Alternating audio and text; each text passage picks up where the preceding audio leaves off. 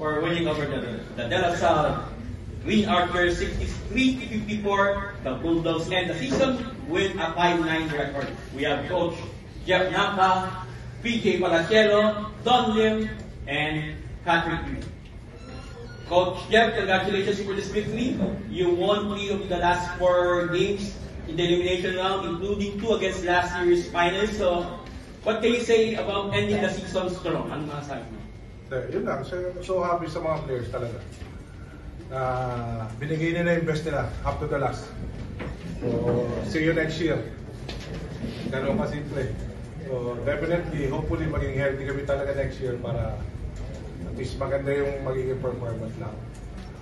Thank you. To PJ, you had 16 points, 8 rebounds, 1 assist, 1 steal, 1 block, and last night. So, hindi man kayo pinala na makapasok sa Final Four, pero you were able to finish the season strong. So, ang daming dinaanan ng team ito, especially na wala yung inyong FSA. So, ano masasabi mo sa sa ginawang effort nyo this year? Ano masasabi?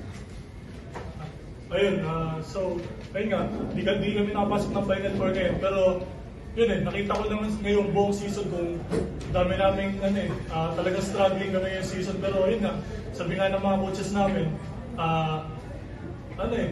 kaya namin gawa ng paraan, kumbaga, kami din yung nagtulungan sa loob ng court, kumbaga, nandiyan yung mga coaches namin para i-guide kami sa mga adjustments. Yun nga, masaya din ako kasi, although hindi kami nakapasok ngayong Final Four, pero yung remaining games namin yung second round, talagang ginawa namin na maayos and tinapos namin na maayos. Thank you. Patrick, you had 3 points, 2 rebounds. So, dalawang third place ang nakuha mo sa career mo sa AU, and of course, engineer ka. So, ano masasabi mo sa buong stay mo sa AU? Sa buong stay mo? Yun lang, pasalamat ako sa NU community sa suporta nila buong career nila dito. Yun nga, hindi man lang ako nakabigay ng championship sa inyo, pero at least sana maging motivation ako sa kami nito na sa mga student athletes na kaya. Pero mahirap. Pero kaya, kung may pangarap ka outside basketball or sa sport mo, kaya abutin. Kailangan mo lang mag-ito. Yan sana maging motivation. Thank you, Don. So, same question. Ano yung may iwan mong pabango mo sa mga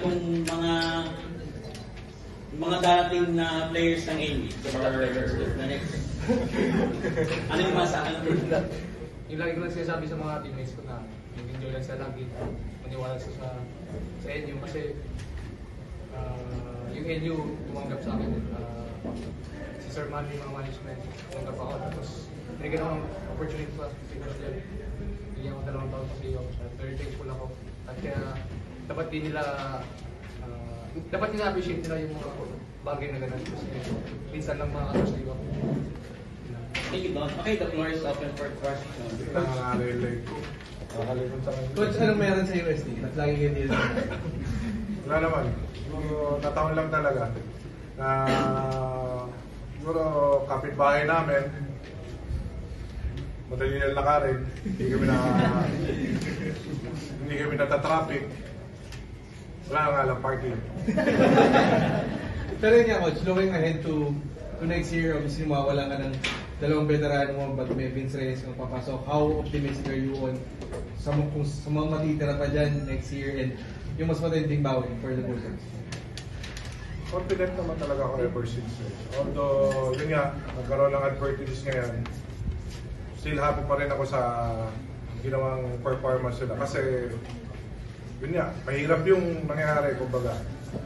Pero, ginawa nila yung part nila, sinubukan nilang i-raise the bar despite the adversities, kumbaga. So, at least happy ako dito sa dalawa na yung isang engineer na, yung isa hopefully. Di ba? Sila yung gagawa ng bahay ko eh. So, good luck sa kanilang dalawa. Then, syempre, meron kaming something to look forward for next year talaga. Itong season na to, ito yung gagamitin namin talaga para pagbutihan pa.